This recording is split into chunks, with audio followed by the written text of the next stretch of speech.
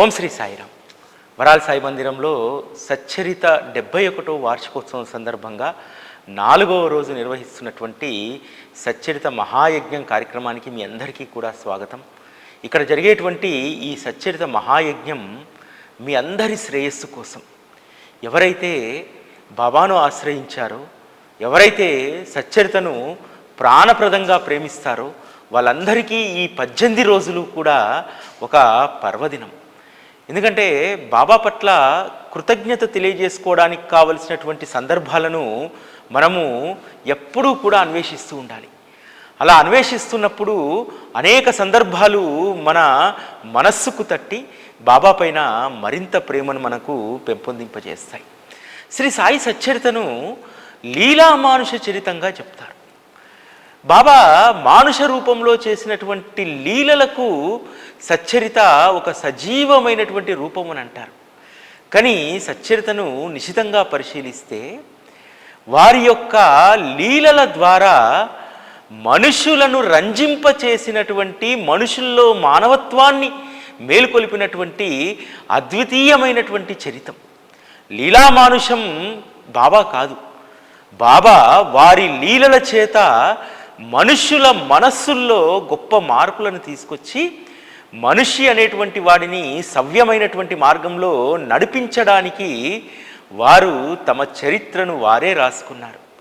ఇంత అద్భుతమైనటువంటి లీలా మానుష చరితం సచ్చరితలో కేవలం ఆ రోజు పాత్రలు, ఆ రోజు వ్యక్తులు, ఆ రోజు సందర్భాలు మాత్రమే ఉండవు. సచ్చరితలో ఉన్నటువంటి ప్రతి లీలలో మనం ఉంటాం, ప్రతి సందర్భంలో మనం ఉంటాం. బాబా జీవన విధానాన్ని మనం పారాయణ చేస్తున్నప్పుడు, దాన్ని అవగాహన చేసుకుంటున్నప్పుడు బాబా పక్కనే ఉండి మనము కూడా దానిని ఆస్వాదిస్తున్నామా అనేటువంటి అనుభవంలోకి వెళ్ళిపోతాం. సచ్చరితలో ఏ లీల చదివినా సరే అది కేవలము ఎప్పుడో జరిగిపోయిందని, లేకపోతే బాబా ఉన్నప్పుడు మాత్రమే ఆ లీల జరిగిందని చెప్పి సచ్చరితను ప్రేమించేటువంటి సచ్చరిత ప్రేమికులు ఆ విధంగా భావించరు. ఇప్పటికీ కూడా తమ జీవితంలో ఇలాంటి లీలలే జరుగుతున్నాయి. అంతకు మించినటువంటి అనుభవం ఏమిటో తెలుసా? ఆ లీలలు చదువుతున్నప్పుడు అక్కడ మేము కూడా ఉన్నామనేటువంటి భావన అందరిలో ఉంటుంది. అందుకనే సచ్చరిత గొప్ప శ్రవణానందాన్ని ఇస్తుంది. ఎటువంటి ఆనందాన్ని ఇస్తుంది? సచ్చరిత వల్ల భౌతికపరమైనటువంటి వస్తువులు పొందిన దానికంటే కూడా సచ్చరితను పారాయణ చేస్తున్నప్పుడు, ఆ లీల చదువుతున్నప్పుడు, బాబా ఏదైనా బోధ చేస్తున్నప్పుడు, బాబా మసీదులో కూర్చొని దునిని తదేకంగా చూస్తూ దుని కట్టెలను పైకి ఎగదే వస్తున్నప్పుడు మనము కూడా ఆ దుని పక్కనే కూర్చొని ఉన్నామనేటువంటి భావన తప్పకుండా వస్తుంది. ఎందుకంటే సచ్చరితను అంత సజీవంగా శ్రీ హేమాడ్ పంత్ రాశారు.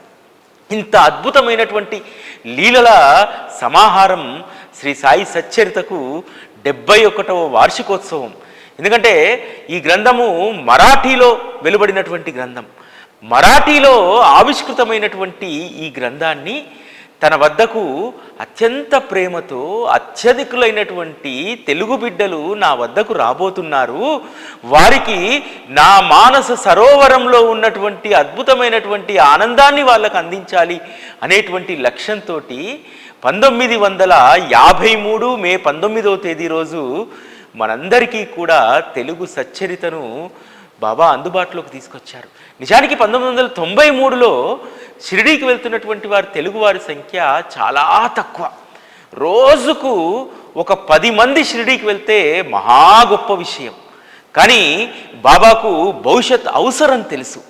సచ్చరిత ప్రస్థానాన్ని మనం నిశితంగా పరిశీలిస్తే తన భక్తులకు ఎప్పుడెప్పుడు ఏ రూపాల్లో వారి యొక్క చరిత్రను భక్తుల మనస్సుల్లోకి తీసుకెళ్లాలో బాబాకు బాగా తెలుసు.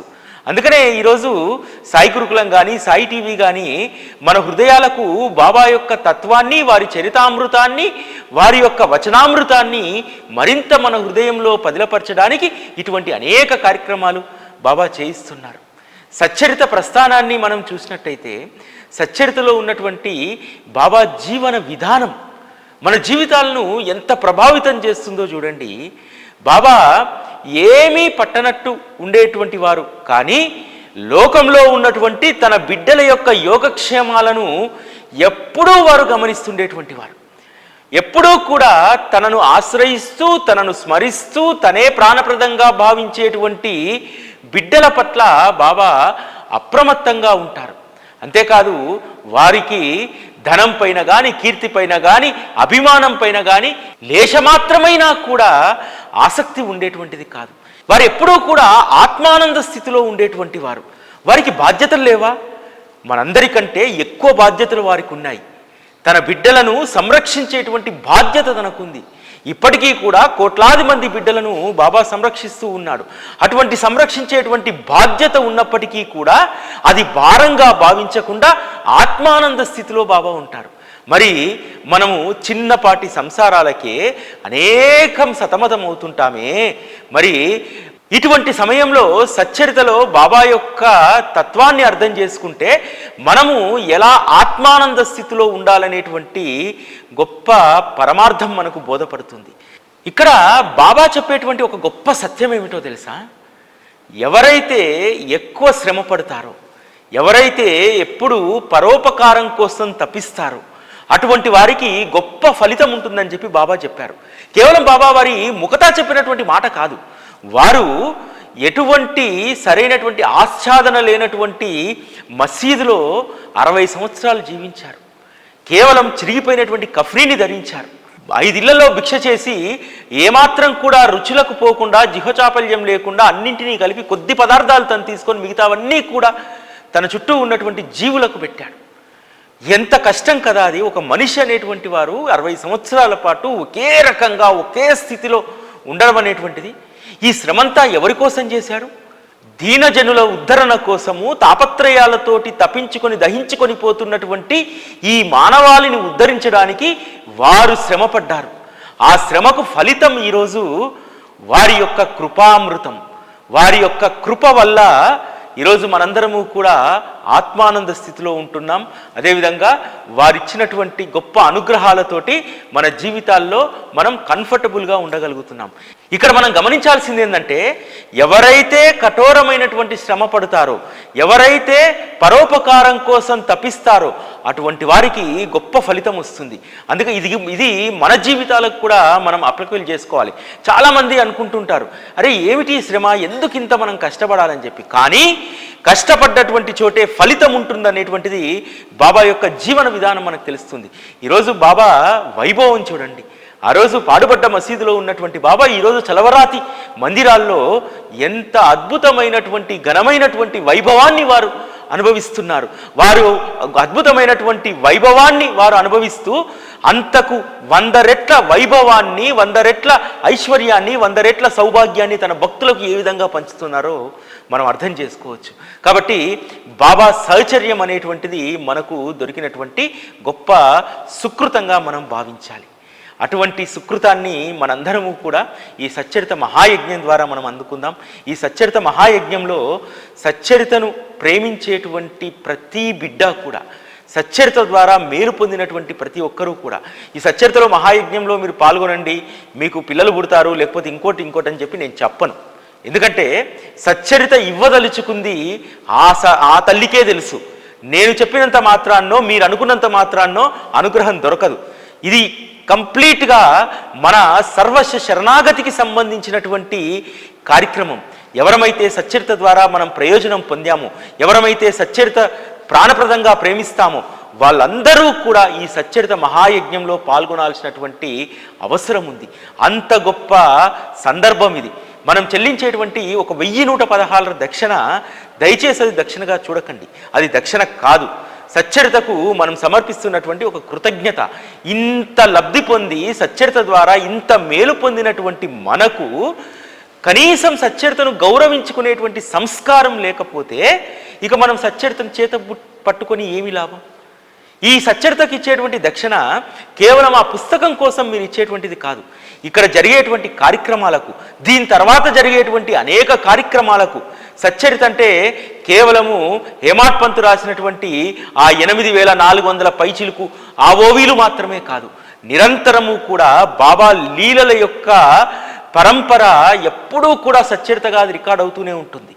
అటువంటి నడుస్తున్నటువంటి సచ్చరితను మనం ఆస్వాదించడానికి, సచ్చరితలో ఉన్నటువంటి జ్ఞానరత్నాలను మనము ఏరుకొని ప్రోగు చేసుకోవడానికి కావలసినటువంటి దానికోసము మనం పెట్టేటువంటి పెట్టుబడి అది. ఆ పెట్టుబడితోటి అనేక లాభాలను సచ్చరిత ఇస్తుంది. మీరు ఎక్కడైనా సరే 1000 రూపాయలు పెడితే అది రూపాయి లాభం ఇస్తుందో లేకపోతే అది తిరిగి వస్తుందో లేదో నాకు తెలియదు, కానీ సచ్చరితకు సంబంధించి సచ్చరితకు కృతజ్ఞతాభావంగా మనం ఈ సచ్చరిత మహాయజ్ఞంలో సమర్పించేటువంటి ఈ దక్షిణ మీకు అందుకు ఎన్నో రెట్లు. ఎందుకంటే బాబా చెప్తారు, నాకు ఏ షోడశోపచార పూజలు అవసరం లేదు, కేవలం నా స్మరణ, నా లీలల శ్రవణం ఇది మాత్రమే మిమ్మల్ని తరింపజేస్తుంది. మీకు ఇవ్వదలుచుకుంటే కేవలం నా స్మరణ, గురు కథా శ్రవణం మాత్రమే మీకు ఏదైనా ఇస్తుందని చెప్పి, అటువంటి గురు కథకు సంబంధించి అటువంటి సాయి సచ్చరిత, సాయి ఆత్మస్వరూపం సజీవంగా ఉన్నటువంటి సచ్చరిత మహాయజ్ఞంలో మీరందరూ కూడా భాగస్వాములు అవుతారని చెప్పి మనస్ఫూర్తిగా కోరుకుంటూ, ఇప్పుడు మనం సచ్చరిత అష్టోత్తరంతో హారతితో ఇక్కడ మనం పూజను ప్రారంభించుకుందాం.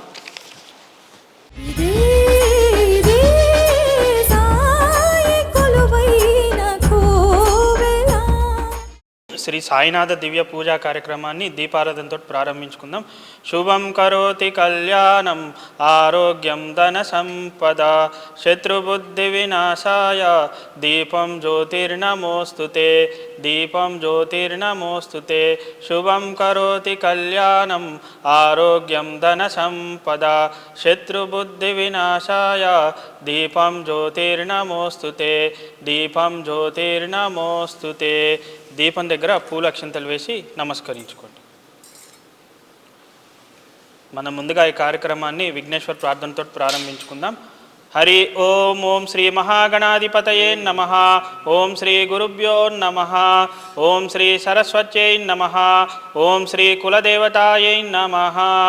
హరి ఓం. శుక్లాంబరధరం విష్ణుం శశివర్ణం చతుర్భుజం ప్రసన్నవదనం ధ్యాయేత్ సర్వవిఘ్నో ప్రశాంతయేత్. అగజానన పద్మార్గం గజానన మహర్నిశం అనేకదంతం భక్తానాం ఏకదంతం ఉపాస్మహే. గురుబ్రహ్మ గురుర్విష్ణు గురుర్దేవో మహేశ్వర గురు సాక్షాత్ పరబ్రహ్మ తస్మై శ్రీ గురవే నమః. సరస్వతీ నమస్తుభ్యం వరదే కామరూపిణి విద్యారంభం కరిష్యామి సిద్ధిర్భవతు మే సదా.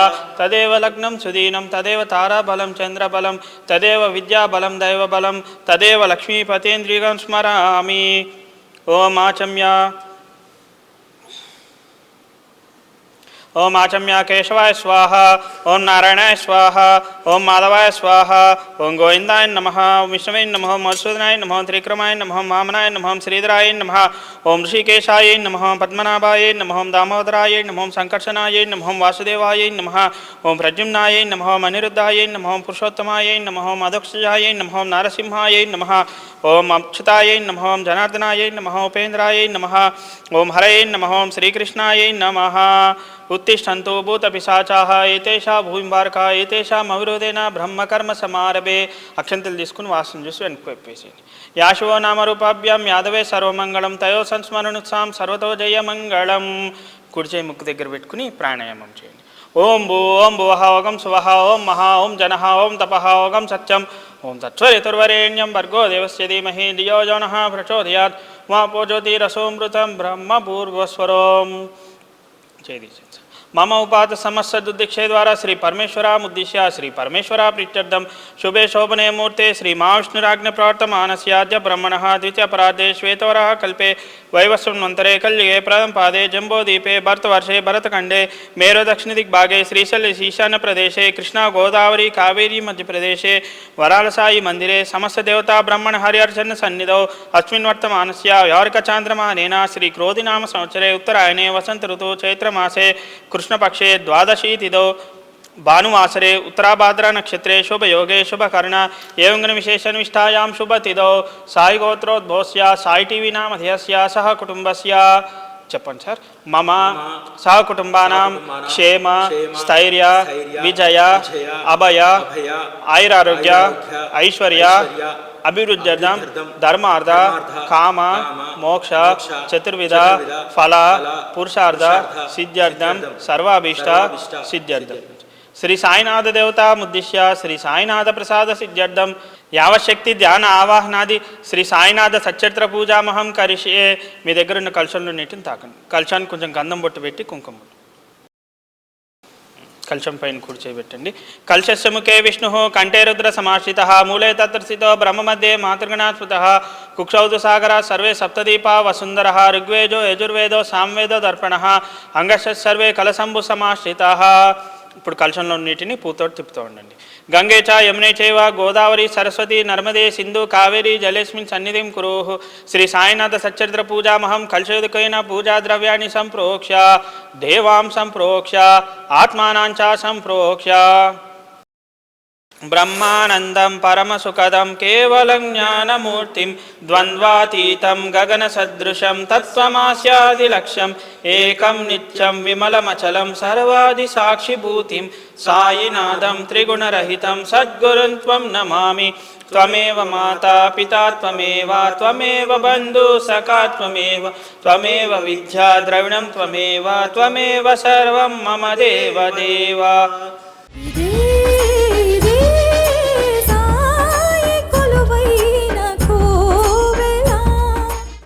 మనం ఇప్పుడు సువర్ణ పుష్పాలతోటి శ్రీ సాయి సచ్చరిత్రకు అష్టోత్తరం చేసుకుందాం. ఓం శ్రీ సాయి సచ్చరితనే నమః. ఓం లీలామానుసచరితాయై నమః. ఓం పరమాత్మస్వరూపిణే నమః. ఓం ఇష్టదేవతాదర్శినే నమః. ఓం నిత్యపారాయణాయై నమః. ఓం అక్షర సంజీవినే నమః. ఓం నామస్మరణే నమః. ఓం కథాకీర్తనాయై నమః. ఓం శ్రవణానందకరాయై నమః. ఓం జీవోద్ధరిణే నమః. ఓం జీవరక్షణాయై నమః. ఓం భక్తానుగ్రహాయై నమః. ఓం భక్తలోక సంరక్షకాయై నమః. ఓం ఆనందప్రదాయినే నమః. ఓం అభయప్రదాయై నమః. ఓం లీలాస్వరూపిణే నమః. ఓం నిత్యసత్యాయై నమః. ఓం సత్యప్రబోధినే నమః. ఓం మాతృస్వరూపిణే నమః. ఓం కష్టనివారిణే నమః. ఓం మాయావినాశకాయై నమః. ఓం రాగద్వేష నివారిణే నమః. ఓం ప్రేమప్రదాయినే నమః. ఓం సాయి చరణారవిందాయై నమః. ఓం సత్ప్రవర్తనప్రదాయినే నమః. ఓం వైరాగ్యకరాయై నమః. ఓం మహామహిమాన్వితాయై నమః. ఓం విజ్ఞానప్రదాయినే నమః. ఓం జ్ఞానస్వరూపిణే నమః. ఓం సంతానప్రదాయినే నమః. ఓం రోగపీడ నివారిణే నమః. ఓం మార్గదర్శినే నమః. ఓం పరమార్థప్రాప్తినే నమః. ఓం సుఖప్రదాయినే నమః. ఓం పాప ప్రక్షాళనాయై నమః. ఓం భవభయ నివారిణే నమః. ఓం ఐశ్వర్యప్రదాయినే నమః. ఓం మనోవృద్ధి శాంతాయై నమః. ఓం నిత్యనూతనాయై నమః. ఓం నిత్యసాయి సాంగత్యనే నమః. ఓం భక్తిప్రదాయై నమః. ఓం వచనామృతాయై నమః. ఓం తాపత్రయ నివారణాయై నమః. ఓం నిర్విశేష సుఖాయై నమః. ఓం శ్రద్ధాప్రదాయినే నమః. ఓం సబూరి జాగృతినే నమః. ఓం రుణానుబంధాయై నమః. ఓం శరణాగతాయై నమః. ఓం శక్తిప్రదాయినే నమః. ఓం నవవిధ భక్తిప్రదాయినే నమః. ఓం దుఃఖ నివారణాయై నమః. ఓం దయామూర్తినే నమః. ఓం మనోభీష్టప్రదాయై నమః. ఓం కల్పతరుణే నమః. ఓం ఆత్మసాక్షాత్కారిణే నమః. ఓం మోక్షప్రదాయినే నమః. ఓం విజయప్రదాయినే నమః. ఓం మృత్యుంజయినే నమః. ఓం జనన మరణ చక్ర నివారిణే నమః. ఓం సత్సంగాయై నమః. ఓం సద్గురుస్వరూపిణే నమః. ఓం సాయాత్మస్వరూపాయై నమః. ఓం సర్వశాస్త్ర సమ్మతాయై నమః. ఓం పరమప్రాప్తినే నమః. ఓం సులభ సాధనాయై నమః. ఓం సకల దేవతాదర్శినే నమః. ఓం పుణ్యతీర్థాయై నమః. ఓం అష్టభావ ప్రకటితాయై నమః. ఓం యోగక్షేమప్రదాయై నమః. ఓం సుఖశాంతిప్రదాయై నమః. ఓం సురక్షితాయై నమః. ఓం అరిషడ్వర్గ నిర్మూలినే నమః. ఓం ఇంద్రియ నిశ్చలాయై నమః. ఓం అంతరంగ పరిశుద్ధాయై నమః. ఓం దివ్యానుభూతిప్రదాయై నమః. ఓం సదా సద్విచారాయై నమః. ఓం ధైర్యస్థైర్యప్రదాయినే నమః. ఓం అపమృత్యు నివారణాయై నమః. ఓం బ్రహ్మజ్ఞానినే నమః. ఓం కర్మనివారిణే నమః. ఓం సకల సద్గ్రంథ స్వరూపిణే నమః. ఓం వినోద విలసితాయై నమః. ఓం విషయ విరక్తికరాయై నమః. ఓం దృఢచిత్తప్రదాయినే నమః. ఓం బుద్ధిప్రకాశితాయై నమః. ఓం అగణిత లీలారూపిణే నమః. ఓం దీనజన ఉద్ధరిణే నమః. ఓం కృపాసాగరాయై నమః. ఓం స్వానందప్రదాయై నమః. ఓం స్వానుభవప్రదాయై నమః. ఓం గ్రహపీడ నివారిణే నమః. ఓం నిరాడంబరాయై నమః. ఓం విఘ్న నివారణాయై నమః. ఓం సగుణ నిరాకారాయై నమః. ఓం సంకల్ప సాకారాయై నమః. ఓం ఓం అహంకార నిర్మూలనాయై నమః. ఓం కరుణాసాగరాయై నమః. ఓం దయామయినే నమః. ఓం విశ్వాసప్రదాయినే నమః. ఓం కైవల్యప్రదాయినే నమః. ఓం కళ్యాణకారిణే నమః. ఓం సకల శుభప్రదాయినే నమః. ఓం ఆనందస్వరూపిణే నమః. ఓం సచ్చిదానందరూపాయై నమః. ఓం నిత్యసత్యచరితాయై నమః. ఓం అనంతలీలాప్రవాహినే నమః. ఓం ఆప్తమిత్రాయై నమః. ఓం సాయి కృపాప్రదాయినే నమః. ఓం శ్రీ సాయినాథాయై నమః. ధూపం చూపెట్టండి. వనస్పతి సమోద్భూతో గండార్జో గంధముత్తమం ఆగ్రేయ సర్వదేవానాం ధూపోయం ప్రతిగృహ్యతాం. ఓం శ్రీ సాయినాథాయై నమః. ధూపమార్గ్రాపయామి. సాజం త్రివర్తి సంయుక్తం వహ్నినా యోజితం మయా దీపం గృహాన దేవేశ త్రైలోక్యతిమిరాపః. ఓం శ్రీ సాయినాథాయై నమః. దీపం దర్శయామి. ధూపదీపానంతరం శుద్ధాచమన్యం సమర్పయామి. నైవేద్యం ఓం భూర్భువస్వాహ తత్సవితుర్వరేణ్యం భర్గో దేవస్య ధీమహి ధియో యో నః ప్రచోదయాత్. ఓం సత్యంద్వర్దేన పరిశించామి అమృతమస్సు అంతోర్పణమసి. ఓం శ్రీ సాయినాథాయై నమః. అవసరార్థం నారికేళ కదలీఫల గూఢోపహారం నివేదయామి. ఓం ప్రాణాయ స్వాహ. ఓం అపానాయ స్వాహ. ఓం యానాయ స్వాహ. ఓం ఉదానాయ స్వాహ. ఓం సమానాయ స్వాహ. ఓం బ్రహ్మణే స్వాహ. మధ్యే మధ్యే పానీయం సమర్పయామి. అష్టో ప్రక్షాళయామి. పాదో ప్రక్షాళయామి. ముఖే శుద్ధాచమన్యం సమర్పయామి. తాంబూలం పూగీఫల సమాయుక్తం నాగవల్లి దళైరుత్యం కర్పూరచూర్ణ సంయుక్తం తాంబూలం ప్రతిగృహ్యతాం. ఓం శ్రీ సాయినాథాయై నమః. తాంబూలం సమర్పయామి. నీరాజనం. జ్ఞానహారతి జ్ఞానజ్యోతులహారతి సాయి స్వరూపమా నీకు పూలహారతి సచ్చరితం నీకు జ్ఞానజ్యోతులహారతి. జ్ఞానహారతి జ్ఞానజ్యోతులహారతి సాయి స్వరూపమా నీకు పూలహారతి సచ్చరితం నీకు జ్ఞానజ్యోతులహారతి.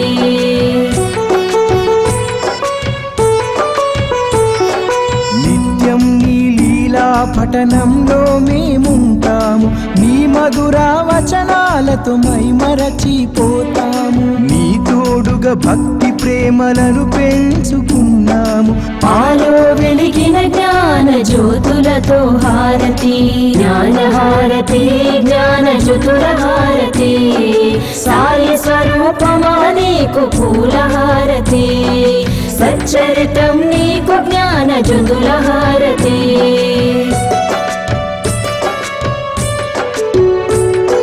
సాయి ఆత్మను నీలో నింపుకుంటివి.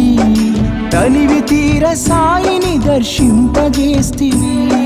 కష్టాలను దుఃఖాలను తరిమి కొడితివి.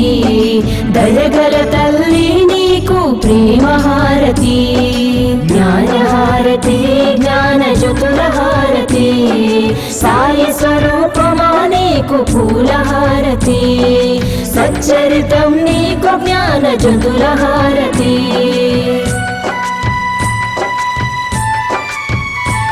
మా కర్మలన్నీ తొలగించి కరుణించినావమ్మ. శాంతి సౌఖ్యాలను అందించినావమ్మ. జీవన నావను దరి చేర్చిన నీకు కర్పూర హారతితో నీరాజనం. జ్ఞానహారతి జ్ఞానజ్యోతులహారతి సాయి స్వరూపమా నీకు పూలహారతి సచ్చరితం నీకు జ్ఞానజ్యోతులహారతి.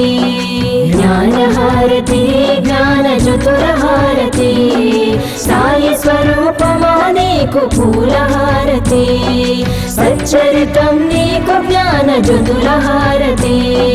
సచ్చరితం నీకు జ్ఞానజ్యోతులహారతి సచ్చరితం నీకు జ్ఞానజ్యోతులహారతి.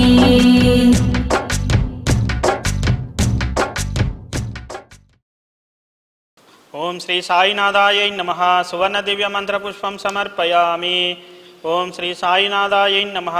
ఆత్మప్రక్ష నమస్కారం సమర్పయామి. సాష్టాంగ నమస్కారం సమర్పయామి. సర్వే జనా సుఖినో భవంతు.